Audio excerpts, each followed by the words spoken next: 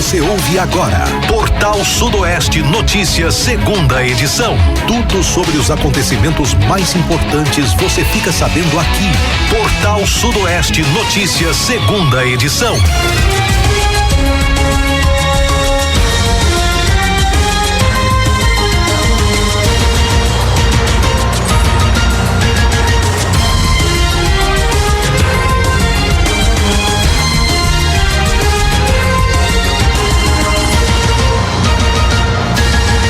Para você de rádio ligado na Portal Sudoeste, uma boa tarde, um excelente almoço, muito obrigado pela sua sintonia. Terça-feira, 10 de setembro de 2024, a partir de agora você acompanha Portal Sudoeste Notícias, segunda edição. Você também participa aí no nosso telefone, no nosso WhatsApp 77-3444-1043 e acompanha também ao vivo através do nosso site www.radioportalsudoeste.com.br ou também através do nosso aplicativo. Portal Sudoeste Notícias, segunda edição de hoje, com a apresentação do Luiz Brito, do Emanuel Fernandes e do Luciano Santos. Diga, Emanuel, boa tarde. Boa tarde, Luiz, boa tarde, Luciano. A você, amigo ouvinte, que nos prestigia com o carinho da sua audiência, aquele forte abraço. Luciano, boa tarde, meu amigo. Boa tarde, Luiz, boa tarde, Emanuel, boa tarde a todos os nossos ouvintes. Terça-feira abençoada para todos nós, hein? Portal Sudoeste Notícias e a previsão do tempo. Informações do Instituto Clima Tempo apontam que Livramento de Nossa Senhora Brumado e boa parte dos municípios da região sudoeste da Bahia registra nesta terça-feira sol com algumas nuvens, com possibilidade aí de pancadas e chuvas rápidas. À noite o tempo fica firme, né? Temperatura mínima de 16 e máxima de 27 graus. Você está ouvindo Portal Sudoeste Notícias, segunda edição. Particularmente falando, eu preferi nem falar aqui o volume aguardado de chuvas para hoje, porque tá 0,03 milímetros, né? Quando tem 1 milímetro já não cai, imagina esse 0,03. Apesar que pode não ter e pode cair. Às vezes tem 5, 10 e não vem, né? Enfim, é apenas a previsão, ou seja, é uma probabilidade que nem sempre bate, né, Sam Manuel? Com certeza. Muito bem. 12h13. Luciano, como é que tá o clima hoje aí em Brumado? Aqui o clima parcialmente nublado, né? Tempo bastante fechado, muitas nuvens no céu, clima bem agradável. Pronto, muito bem. Olha, gente, a gente começa então com as nossas pautas de hoje falando o seguinte: dupla é flagrada com 2 armas de fogo e munições em Jequié. Policiais do 19º Batalhão de Polícia Militar apreenderam no domingo 8 em Jequié 2 revólver calibre 38, munições do mesmo calibre e R$237 em espécie. De acordo com a PM, por volta das 18 horas, policiais militares realizavam rondas no residencial Mandacaru 2 quando notaram a presença de vários indivíduos em atitudes suspeitas durante a festa. Ao continuarem a abordagem, muitos dos suspeitos tentaram fugir, mas 2 foram capturados, sendo encontrado com eles as armas, as munições e a quantia em dinheiro. A dupla e os materiais foram apresentados na delegacia para registro da ocorrência.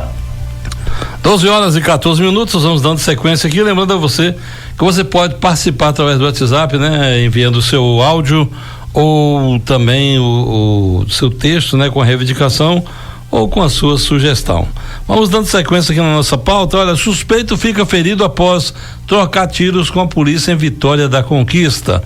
Um suspeito ficou ferido após trocar tiros com policiais militares em Vitória da Conquista no último sábado. De acordo com a Polícia Militar, durante ronda no bairro Nossa Senhora Aparecida, um popular que não quis se identificar informou à polícia ou aos policiais militares do 78ª CPM que tinha um homem de camisa vermelha a bordo de uma motocicleta vermelha sem placa, ostentando arma de fogo.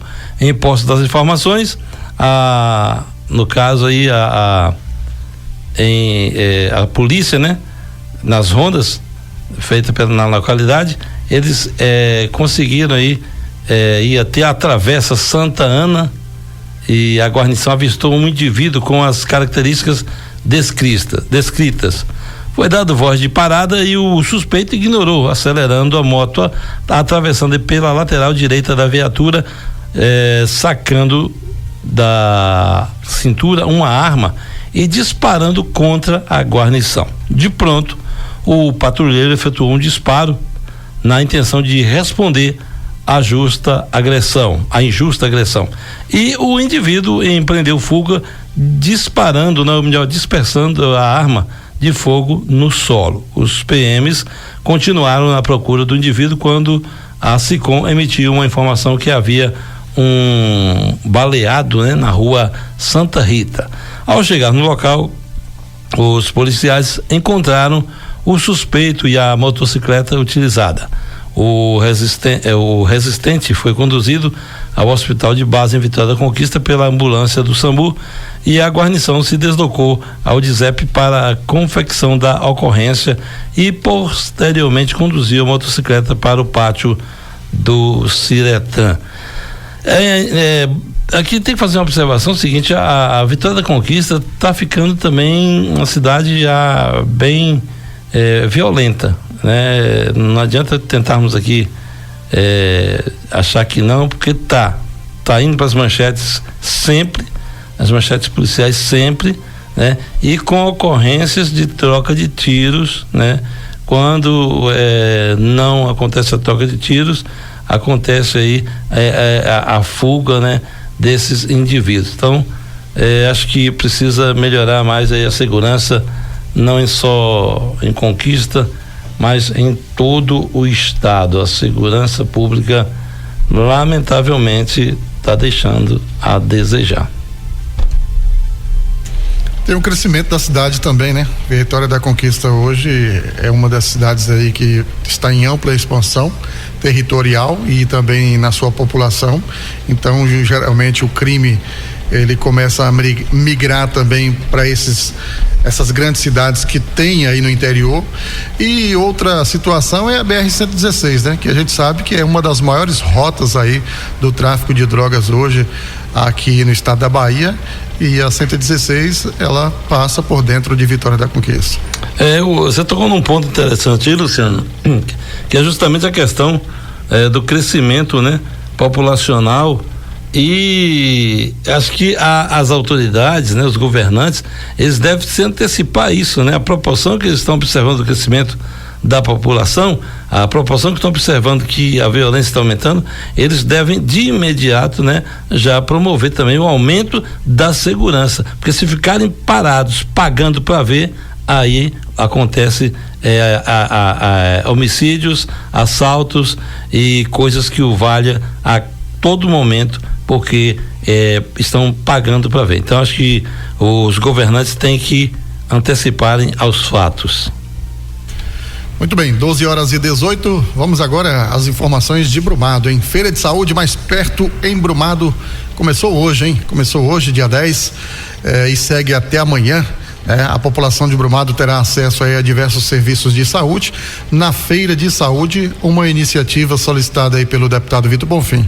A ação será realizada a partir das 8 horas, né? Começou hoje a partir das 8 horas da manhã no estacionamento do Mercado Municipal. E lá, né, os pacientes serão oferecidos aí aos pacientes exames e atendimentos essenciais para a comunidade. Entre os serviços disponíveis estão ultrassonografia, eletrocardiograma, mamografia, né, para mulheres de 40 a 69 anos, coleta de exames laboratoriais, consultas com nutricionista, exames preventivos e tratamento odontológico completo. Além disso, o saque móvel estará presente, emitindo aí o RG e antecedentes criminais. Para participar, os interessados devem levar aí os documentos como cartão do SUS, RG e CPF. Para a emissão do RG, é necessário apresentar a certidão de nascimento ou casamento original. E menores de idade devem estar acompanhados por um responsável. As informações são do Agora Sudoeste. Inclusive, Emanuel e Luiz, eu estive hoje lá pela manhã, uma demanda muito grande, viu? Não só Brumado, mas temos aí pacientes de outras cidades da região, né? Muitos ônibus chegando aqui neste feirão de saúde, onde está sendo realizado aí, né, cirurgias, vão ser realizadas cirurgias eletivas, preventivo, na área da odontologia, tem a questão do saque móvel, como a gente falou, a mamografia, o eletrocardiograma, a ultrassonografia, enfim. Então, é uma feira muito importante aqui para a área da saúde, não só de Brumado, mas para toda a região sudoeste. A gente fala o seguinte, né? Em novo recorde, Banco Central registra 227 milhões de transações via Pix em um dia. O Pix registrou um novo recorde de transações na última sexta-feira, dia 6, segundo o Banco Central. Foram realizadas 227 milhões e 400 operações em um único dia, no valor de 108 bilhões e 400 milhões de reais. Em 2023, o Pix concentrou 39% das transações financeiras, uma alta de 75% em relação a 2022. De acordo com dados da autoridade monetária, informados na segunda-feira, dia 9, portanto, ontem, né? No caso, a contagem de transações ultrapassou o recorde anterior de 224 milhões e 200 mil reais de movimentações ocorrido em 5 de julho deste ano. Os números são mais uma demonstração de importância do Pix como infraestrutura digital pública para a promoção da inclusão financeira, da inovação e da concorrência na prestação de serviços de pagamentos no Brasil, declarou o Banco Central em nota divulgada nesta segunda-feira. Atualmente, o Banco Central, o Pix, melhor dizendo, é usado aí por 151 milhões e 200 mil pessoas e 14 milhões e 600 mil empresas em 224 milhões e 200 mil operações por dia em média. Não dá para poder negar que o Pix virou realmente hoje o queridinho aí na forma de pagamentos em todo o Brasil, não é, Emanuel? Acredito que facilitou muito, acredito não, é nítido, é claro que facilitou muito a vida das pessoas, acabou com esse negócio aí de DOC, de TED, que tinha taxas abusivas, absurdas, sem contar, é mais rápido, é instantâneo, né? Então tem toda essa questão, só tem uma coisa que eu acho que precisa ser corrigido no Pix, acabar com esse negócio de Pix agendado. Dá não, agendado, porque o Pix agendado tá gerando muito golpe e muito prejuízos para alguns comerciantes, né? O cara vai lá, faz o Pix e tal, coloca agendado, aparece como transação efetivada, mas na verdade tá ali para cair, para ser feito concluído no outro dia. Depois ele sai do estabelecimento e tal, cancela o Pix, fica o comerciante com o prejuízo. Então esse Pix agendado aí, eu acho que tá na hora de parar com isso aí. Luciano Santos. Muito bem, vocês colocaram muito bem a questão do Pix aí, hoje, principalmente para os comerciantes também, né? Essa questão do cheque borrachudo, o famoso borrachudo que... Tem esse também, as pessoas chegavam, tinha um borrachudo, você nunca ouviu falar do borrachudo? Não é da minha época não. O pessoal às vezes abria aí uma conta fake aí, uma conta laranja, né? E aí aplicava o golpe, dava o cheque aí de 5 mil, 10 mil. Teve um golpe aqui em Brumado, não sei se Manuel Fernandes lembra. Pois não. Que um camarada, ele veio aqui, fez compras em lojas eletroeletrônicas, mas fez um rombo, rapaz, com cheques borrachudo. E aí depois ele vazou, deu linha na pipa, e aí muitos comerciantes em Brumado ficaram no prejuízo. Exatamente. Muito bem, 12h34. Lula sanciona lei com novas regras para concursos públicos. O presidente Luiz Inácio Lula da Silva, do PT, assinou na segunda-feira 9, portanto ontem, a sanção do projeto de lei número 2.258 de 2022, que estabelece regras gerais para concursos públicos. O texto tramitou por 20 anos no Congresso Nacional e foi aprovado no Senado em agosto. O novo PL busca modernizar as normas para a realização dos certames. Um dos principais pontos é a medida que prevê a possibilidade de aplicação das provas total ou parcialmente à distância pela internet. De acordo com o texto, essa modalidade pode ser aplicada desde que seja garantida a igualdade de acesso aos candidatos. O trecho ainda precisa ser regulamentado pelo Executivo. No texto aprovado pelo Congresso, também ficam vedadas as discriminações aos candidatos por sexo, idade, estado civil, condição física, deficiência, etnia e naturalidade. O novo marco vale apenas para concursos federais, excluindo seleções para magistratura, Ministério Público e empresas públicas que não dependam de recursos federais para despesas como pessoal e custeio. Estados, municípios e também Distrito Federal podem criar suas próprias normas. Agora 12h36, vamos trazer agora um fato aqui, né? A gente considera como lamentável, porque infelizmente isso no Brasil está acontecendo muito, que é o famoso Tribunal do Crime, hein? Homem é torturado até a morte em Salvador por furtar um biscoito de R$3,50. O homem identificado como o Adson Santos de Santana foi espancado até a morte por supostamente ter roubado um pacote de biscoito em um mercado do bairro na localidade de Calabetão, em Salvador. O crime aconteceu no último dia 4 de setembro e informações iniciais indicam que o Adson foi alvo do Tribunal do Crime após o dono do mercado flagrar aí o furto através de câmeras de segurança e entregado as imagens para traficantes da região. Segundo relatos de familiares, o Adson teria comprado biscoitos e furtado o terceiro no valor de R$3,50. O dono do estabelecimento percebeu a ação e entregou as imagens de segurança à facção que controla a região. Em seguida, os membros da organização criminosa capturaram a vítima e a torturaram até que ele ficasse inconsciente. O Adson foi encontrado pelo padrasto na rua com as pernas e braços quebrados, diversas lesões no corpo e uma perfuração na cabeça. O jovem foi levado para a unidade de pronto atendimento, a UPA, de Santo Inácio, mas não resistiu aos ferimentos. Em nota, a Polícia Civil informou que o caso está sendo investigado pela 2ª Delegacia de Homicídios, que vai apurar as circunstâncias e autoria e também a motivação do crime para elucidar o ocorrido. Tá aí Luiz, tá aí Emanuel Fernandes. Pessoal aí cometendo o Tribunal do Crime.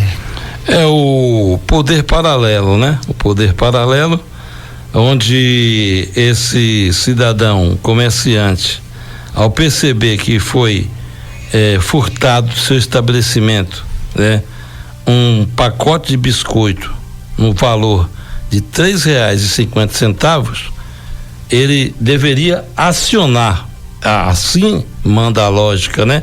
Acionar a polícia ou prestar uma queixa para a polícia e passar as características, né, desse ladrão, no caso.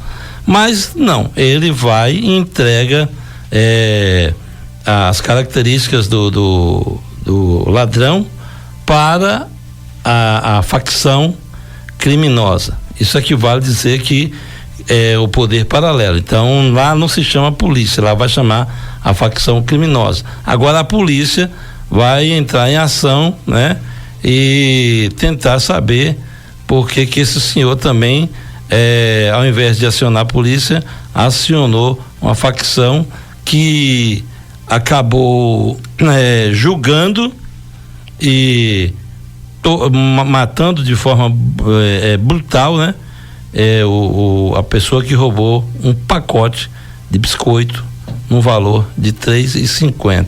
Então, essa coisa, né? Que eu acabei de falar ainda há pouco, a questão da segurança, né? Nós temos aí esse poder paralelo, são as facções, são milicianos e nisso aí muitos comerciantes, eles ficam à mercê, né?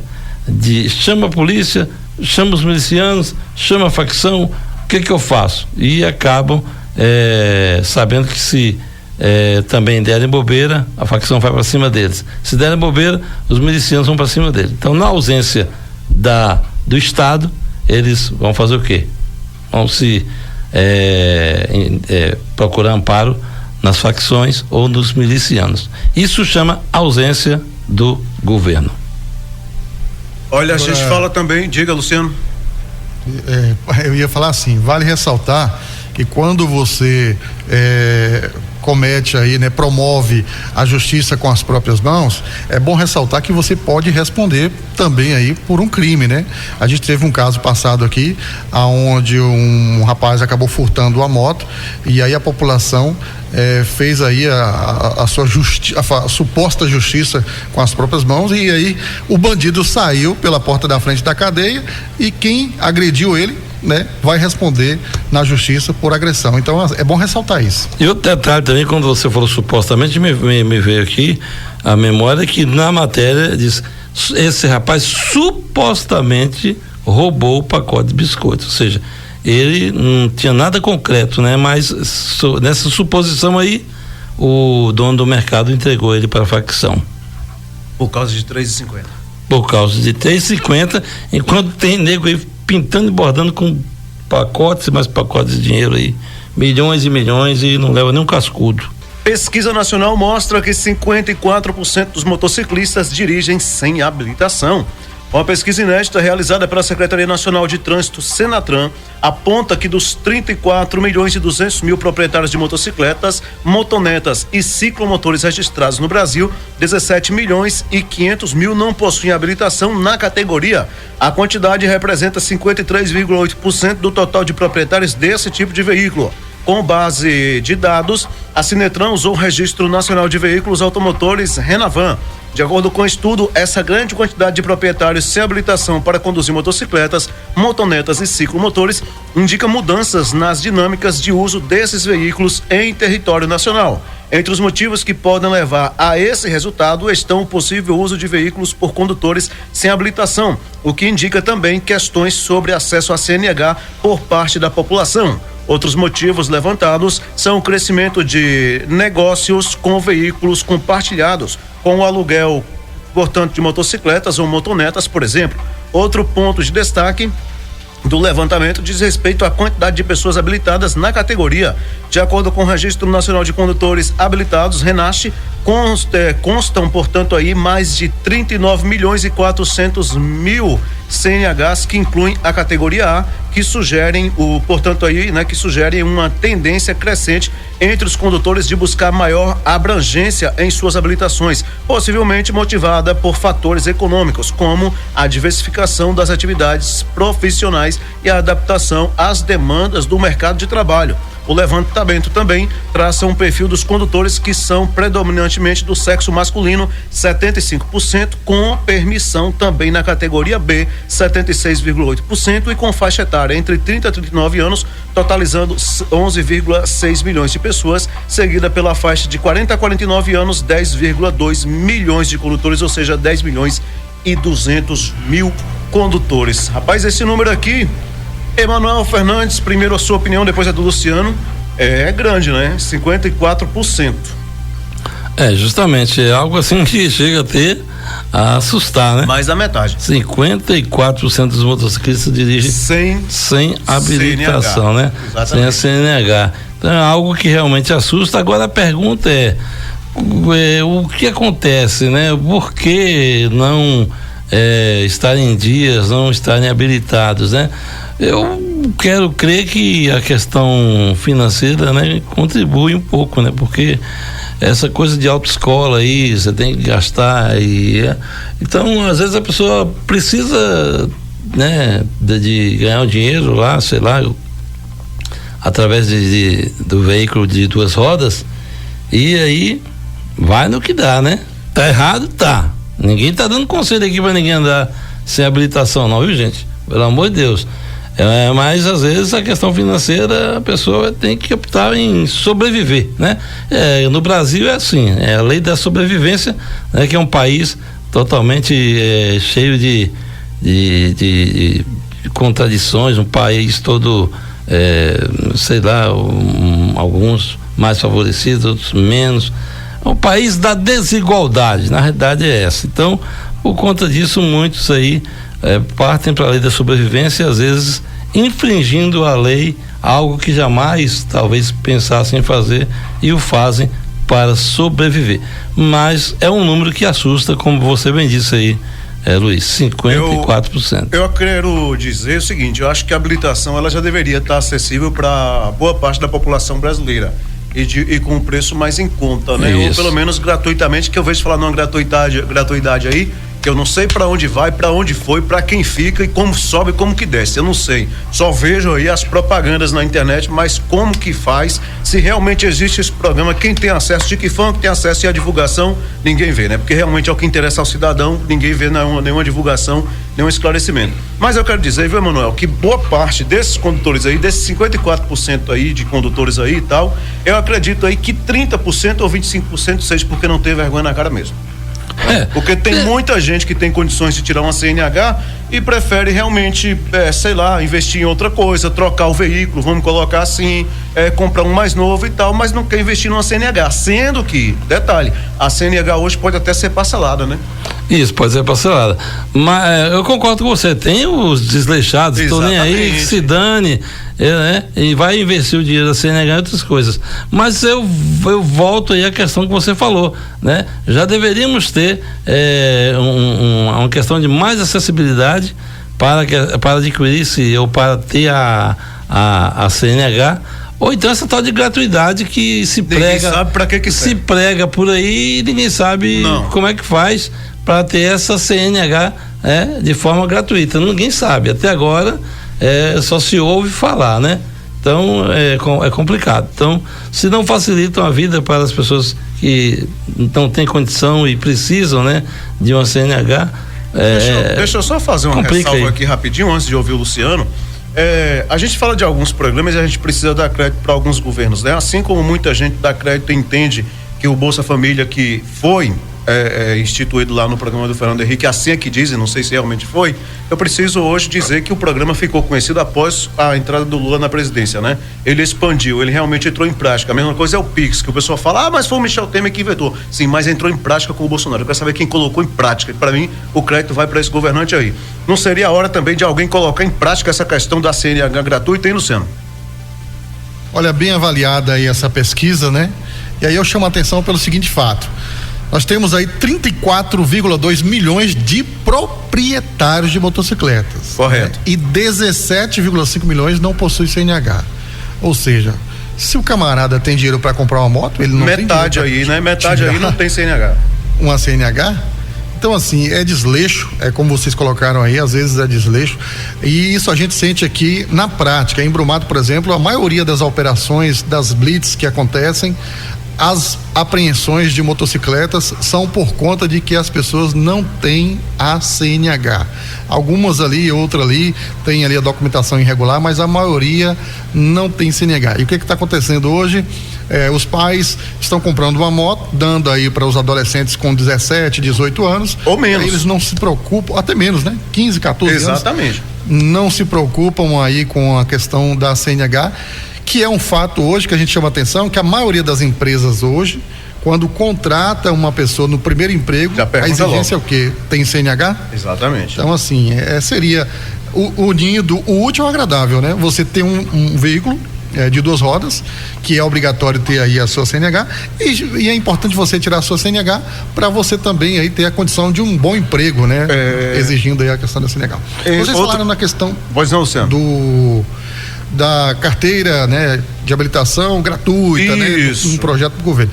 Eu acho assim, é interessante que o governo faça esse investimento para quem realmente precisa. Por exemplo, hoje nós temos alguns trabalhadores aí que precisam atuar na área do transporte, caminhoneiros, as pessoas que trabalham no transporte de delivery, até mesmo as entregas aí de mercadorias. Agora, eu comprar um veículo particular e o governo me dá uma CNH, assim, de forma que eu não vou trabalhar com essa CNH, eu não acho interessante, não. Muito bem colocado. Eu achei interessante essa colocação, a sua aí. Outro detalhe que eu quero também incrementar aqui rapidinho diz respeito aos veículos, né? Não adianta nada você ter um CNH e tá com o veículo atrasado. Luiz Brito, mas o documento do veículo é caro, entre aspas, mas depende do veículo. Às vezes você quer pegar um veículo do ano e você não quer ficar pagando o IPVA dele todo ano, vai adiantar de quê? Ele vai perder valor e tal, e por aí vai. Você pega um veículo mais antigo de ano e tal, ele vai ser um veículo mais antigo de ano, vai, mas o IPVA dele, por exemplo, já vai vir mais barato ou até mesmo isento, dependendo da data em que ele tem, porque com mais de 15 anos, por exemplo, na Bahia já não paga o IPVA, né, Luciano? Só paga aí realmente... o governo também parcela, viu? Exatamente, só paga o licenciamento, né, e o seguro. Aliás, não seguro, acho que não tá pagando, se eu não me engano, o licenciamento seguro, isso mesmo. Então, assim, o documento fica mais barato. Mas eu tenho um veículo mais velho de ano, tudo bem, mas às vezes o seu veículo é conservado. É a mesma coisa de um carro novo, só porque ele é mais velho de ano já vai facilitar o documento. Tem todas essas questões aí que precisam ser analisadas. Muito bem, são 12h57, tem zap, você vai passar o zap agora? Não, né? Muito bem, nós vamos daqui a pouquinho, se tiver alguma coisa no zap, o Luciano vai passar para a gente aí, para podermos levar ao ar aqui as reivindicações dos nossos ouvintes, porque aqui o ouvinte tem voz e vez. Vamos lá. Olha, policiais civis desarticulam centro de distribuição de drogas em Feira de Santana. Equipes de coordenação de apoio técnico e tático à investigação apreenderam uma grande quantidade de maconha na terça-feira 3, na localidade conhecida como Barro Vermelho, no bairro Jardim Cruzeiro, em Feira de Santana. A partir de uma denúncia anônima, os investigadores foram até o referido endereço e desarticularam o local que era utilizado como um centro de distribuição de drogas.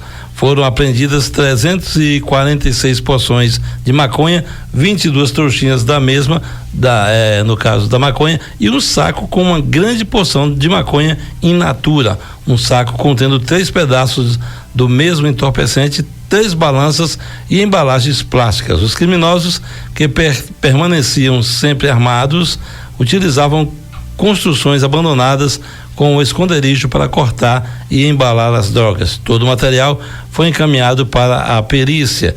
Diligências investigativas estão sendo realizadas para identificar os autores ligados ao grupo criminoso. Resultado, a droga foi apreendida, só que aqueles que estavam ali trabalhando toda essa droga, ninguém foi preso. Isso aí equivale a dizer que eles vão continuar na ativa, né? Vamos torcer que a polícia consiga localizar aí esse grupo. Agora 12h59, meio-dia e 59. Olha, registros de queimadas no Brasil dobram em um ano, hein? Nos últimos meses, o Brasil teve um aumento alarmante nas queimadas, com o número de focos subindo 100% em comparação com 2023. Dados do Instituto Nacional de Pesquisas Espaciais, o INPE, revelam que em 2024 já foram registrados aí 159.411 focos desde o início aí do ano. Em contraste, no mesmo período do ano passado, o número de focos era de 79.315. Das queimadas deste ano, 50% aconteceu na Amazônia e 32% no Cerrado. Ou seja, os dois biomas concentram quase a totalidade do fogo no Brasil. A proporção foi muito semelhante à do ano passado. Neste mesmo período, à época, 52% dos focos ocorreu na Amazônia e 33% no Cerrado. Além disso, os 159 mil focos registrados até esta segunda-feira, dia 9 de setembro, já estão próximos aí do total de queimadas em todo o ano de 2023, Ou seja, 189 mil. Situação alarmante aí em nosso país, hein? Agora detalhe, o Brasil, o governo brasileiro tá mandando bombeiros para combater incêndio na Bolívia. Meu irmão, o Brasil tá todo fogo para tudo quanto é lado, o país inteiro tá queimando. Os caras estão mandando bombeiro para Bolívia. Eu quero saber o seguinte, já combateram daqui?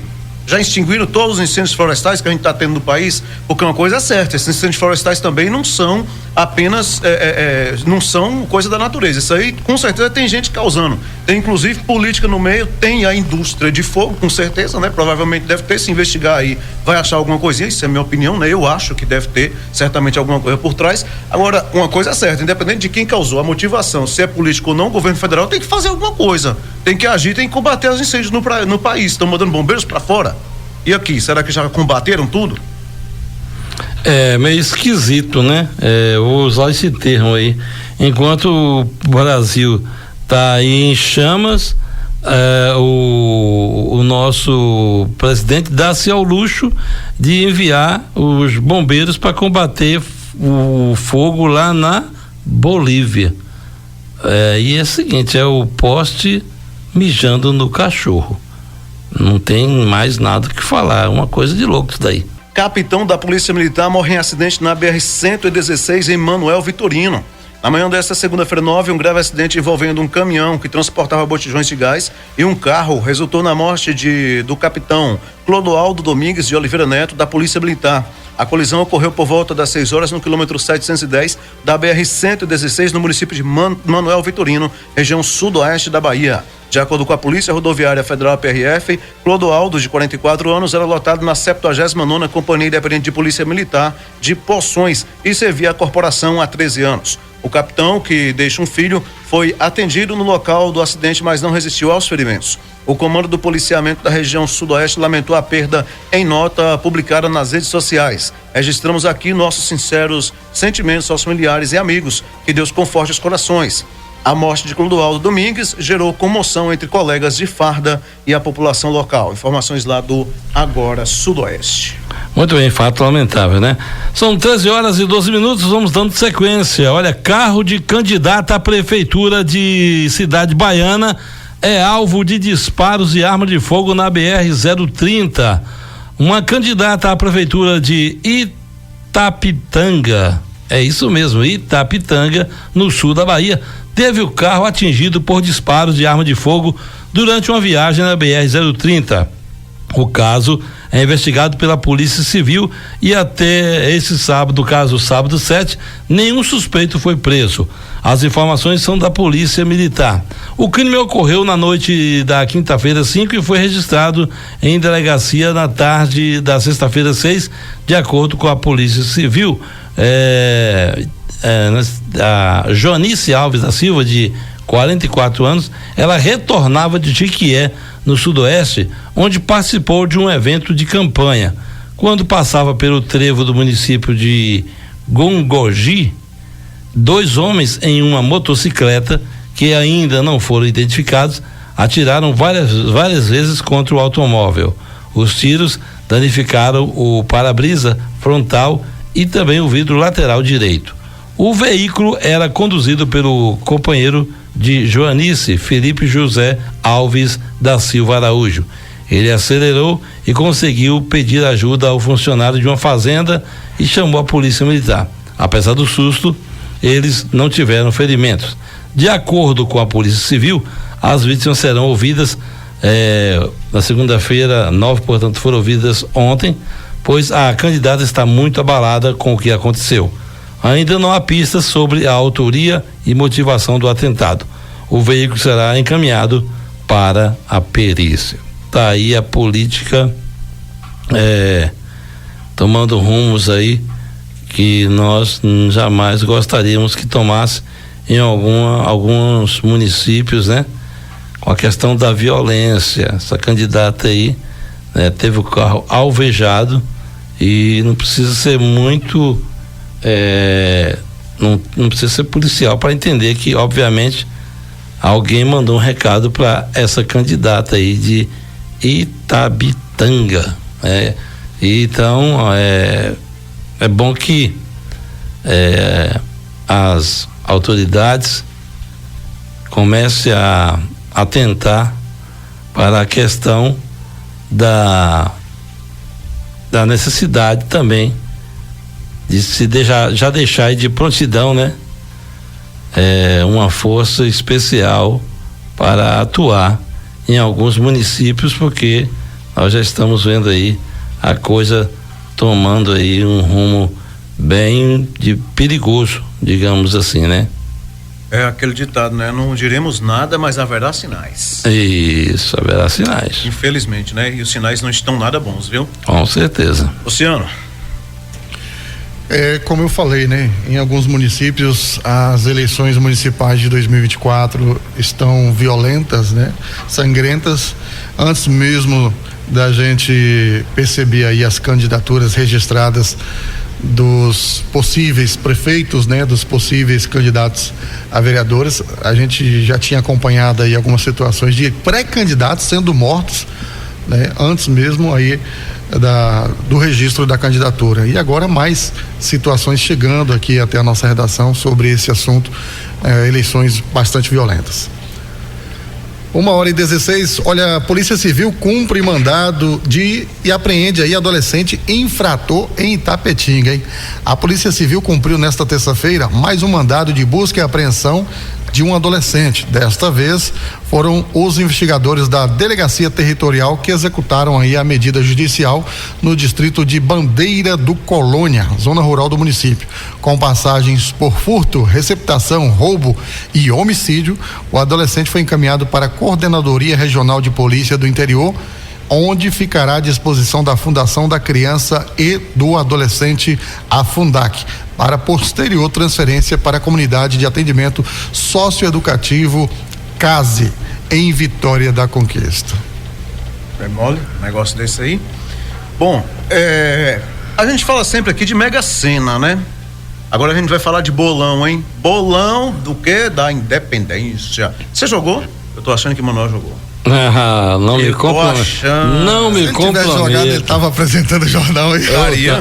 Estaria porque ele ama o rádio, né? Eu acredito que estaria.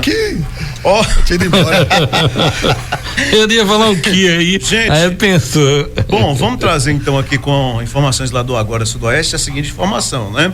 Bolão de Livramento está entre os grandes vencedores da Loto Fácil de Independência. Ei, lá, viu?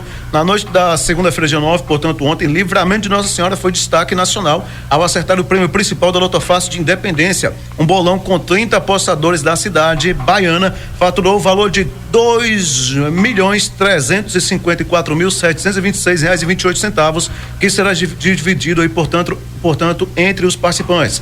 A Loto Fácil de Independência, um dos sorteios mais esperados do ano, melhor dizendo, premiou aí ao todo 86 apostas, todas com 15 acertos. Na Bahia, 3 bolões se destacaram, né? Com vencedores, portanto, como já falamos aqui, além de Livramento, né?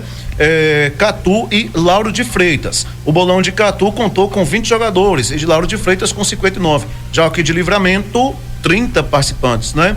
Os números sorteados foram 3, 4, 5, 6, 10, 12, 13, 15, 16, 18, 19, 21, 22, 23 e 25. Além da Bahia, outros estados tiveram apostas premiadas, como, por exemplo, com São Paulo liderando aí 17 ganhadores, seguido por Minas Gerais com 12 e Goiás por 9. O sorteio também distribuiu prêmios para apostas que acertaram 14 e 13 dezenas. No total, 12.294 apostas com 14 acertos levaram aí R$1.353,14, enquanto 36.015 apostas com 13 acertos faturaram R$30. Menino, agora eu achei, Manuel, que você estava muito assim quieto hoje, né? Assim, sei lá. Eu teria que estar alegre. Redação. Você tá muito sério hoje. Eu teria que estar alegre. Eu não sei o que estava acontecendo, muito quieto. No caso aqui são 30 participantes aqui mesmo assim. Em Livramento são 30. Em Livramento são 30 sortudos, 2.354.000, já vai cacetada, vai dividir entre 30 pessoas, né? Certo. Vai dar uma grana boa, mas e você não tá no meio, garante, né? Com certeza, não me comprometa, pelo amor de Deus. Rapaz. Deixa eu. O que você acha disso aí, Luciano? Olha, sei não, viu? Tem aí minhas desconfianças. Faça isso. Brincadeiras à parte. Faça isso não. Mas isso aí, tem 30 sortudos aqui em Livramento que agora estão aí alegres, satisfeitos. Agora você vai investigar? Quem vai falar? Nessa hora ninguém sabe, não. Fica todo mundo quietinho. Gente, ele não ganhou na Loto Fácil, mas o salário dele já saiu, viu? Verdade. Bem lembrado. Adolescente morre após pneu explodir durante manutenção de carro em Coração de Maria. Um adolescente de 17 anos morreu após o pneu de um carro que ele fazia manutenção explodir na cidade de Coração de Maria, a cerca de 110 quilômetros de Salvador. O caso aconteceu no sábado 7 em uma oficina no distrito de Retiro, na zona rural do município. A vítima, identificada como Jonathan Gomes, trabalhava no local. O corpo de Jonathan Gomes, né? Que trabalhava no local, foi levado para o Instituto Médico Legal de Santo Amaro e foi sepultado no domingo 8, no cemitério do município. O caso de Jonathan Gomes foi registrado na delegacia de Coração de Maria como morte a esclarecer sem indícios de crime. Veja só, né? Tocando aí um pneu, dando manutenção e acaba perdendo a vida, né? Algo que assim, a gente fica triste, né? Mas são os desígnios da vida e nós temos que respeitar. Inclusive, Emanuel e Luiz, esse tipo de caso, né, o primeiro, né, a gente vê aí sempre na mídia repercutindo mortes como essas aí, né? inclusive o que aconteceu com esse adolescente aí. Hoje, a maioria, né, dos profissionais que atuam em borracharias são orientados aí a, quando estiver calibrando os pneus, afastar-se um pouco, né, e usar sempre ali um calibrador, justamente para isso, porque o pneu de caminhão, né, ônibus, eles usam um arco que acaba fechando esse pneu, e esse arco ele às vezes pode se soltar e aí causa essa explosão, até mesmo uma falha também no próprio pneu pode estourar ali e causar aí essa morte. Então a recomendação é se afastar um pouco sempre quando estiver calibrando aí um pneu de um caminhão, de trator, de uma carreta, enfim. E vou te falar, é uma pressão louca, viu? Olha, 1h25, 2 pessoas morrem após queda de helicóptero em Caruaru. Um helicóptero caiu na zona rural de Caruaru, no interior de Pernambuco, nesta segunda-feira, dia 9. 2 pessoas morreram e uma conseguiu sobreviver. Populares que estavam na região próxima à queda filmaram a aeronave no chão em chamas. De acordo com informações do grupo Asa Branca, uma das vítimas fatais é o piloto da aeronave, identificado como André Gomes Ferreira. Já Henrique da Cunha Santos conseguiu sobreviver e teve queimaduras pelo corpo. O terceiro ocupante, que ainda não teve o nome revelado, também foi a óbito. O Corpo de Bombeiros e ambulâncias do SAMU foram acionadas. Olha, eu vou chamar a atenção aqui, né, desse caso e trazendo um alerta para outras situações. Está acontecendo muitos acidentes aéreos no Brasil. Tivemos essa semana também aí uma aeronave que acabou pousando numa avenida, atingiu um motociclista e também um veículo, né? Me confirme aí se teve a questão do veículo.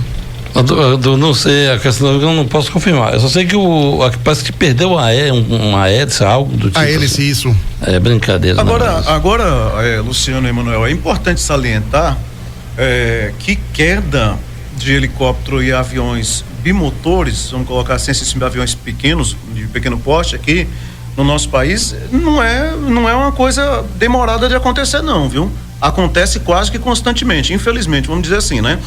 Acidentes aéreos, na verdade, acontecem. Agora, se você for olhar, os aviões grandes aí, de voos comerciais e tal, realmente demoram muitos anos. Você vê que o último, acho que tinha sido o da TAM, em 2007, teve o da Chapa, mas também foi fora do Brasil, e agora teve esse outro aí, portanto, da Voipaz. Mas esses outros aí, helicóptero, eu vou te falar, e os monomotor e bimotor, eu te dizer um negócio. Esses de pequenos portes aí, é complicado, parece que vive caindo, viu?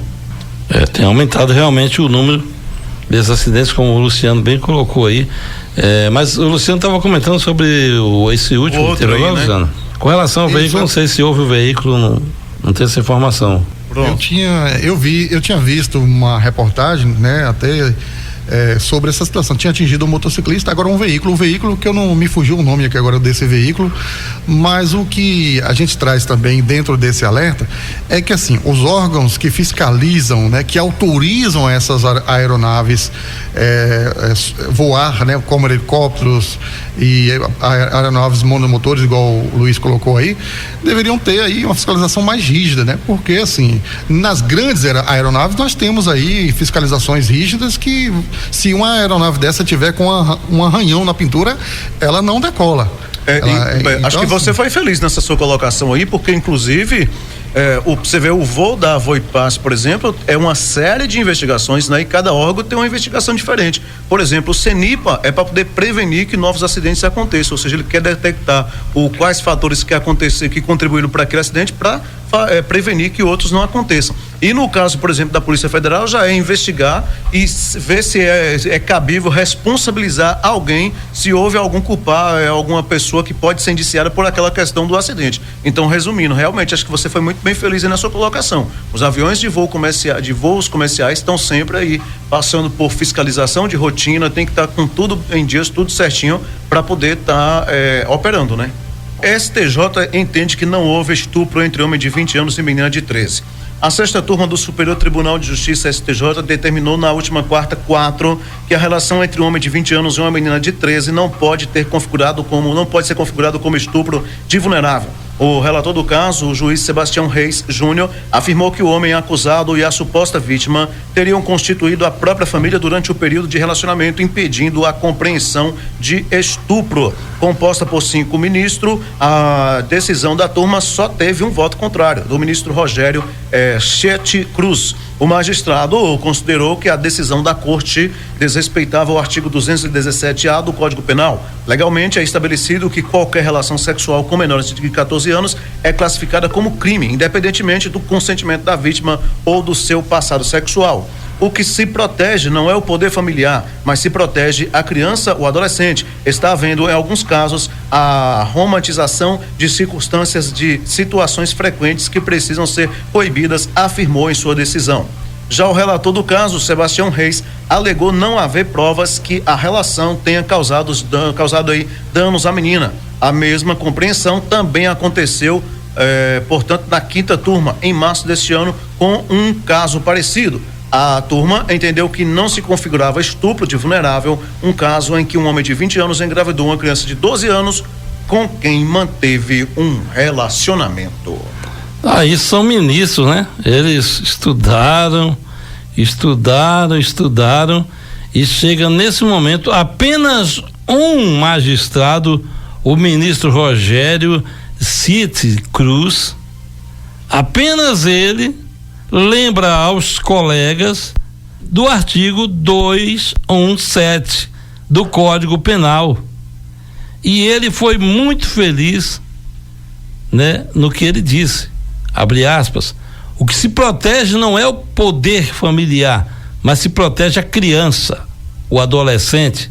Está havendo em alguns casos a romantização de circunstâncias, de situações frequentes que precisam ser coibidas. Lamentável que os outros ministros, né, entenderam que não houve estupro entre um homem de 20 anos e uma menina de 13, porque houve o consentimento. A lei é clara. Se essa. Maria vai falar um negócio aqui. Se o Código Penal não está valendo, então tira esse artigo aí, 217, tira ele do Código Penal, rasga, faz qualquer negócio, porque não tem como. Porque constitui família, pelo amor de Deus. A lei é clara, não é dura lex sed lex. Então tem que ser assim. Se tem 13 anos, o outro tem 20, não importa. Então foi muito feliz aí o ministro Rogério, merece os parabéns, pelo menos esse estudou, né? E pôde aprender alguma coisa, né? Pelo menos o Código Penal, ele tá dizendo, no Código Penal disso aqui eu não vou fazer mais nada, entendeu? Vai ser assim, tá errado e tá errado. Infelizmente, como é um colegiado, né? Aí a coisa toma outro rumo. Lamentável isso que aconteceu aí, e é crime, viu, gente? É crime. Qualquer atitude com menor de 13 anos é crime, é estupro de vulnerável, tá no Código Penal. Vamos nessa, Samuel. Boa tarde para você. Boa tarde, Luiz. Boa tarde, Luciano. Amigo ouvinte, muito obrigado pelo carinho da sua audiência e esperamos contar com essa mesma audiência, com esse mesmo carinho amanhã. Luciano, boa tarde para você. Boa tarde, Luiz. Boa tarde, Emanuel. Boa tarde a todos os ouvintes e até amanhã. Gente, muito obrigado pelo carinho e pela companhia. Daqui a pouquinho tem por aqui o Lucas Guarnielli, o anfitrião, trazendo mais edição do Coquetel Radical, um coquetel de músicas no seu rádio. Grande abraço e até amanhã. Você ouviu Portal Sudoeste Notícias, segunda edição.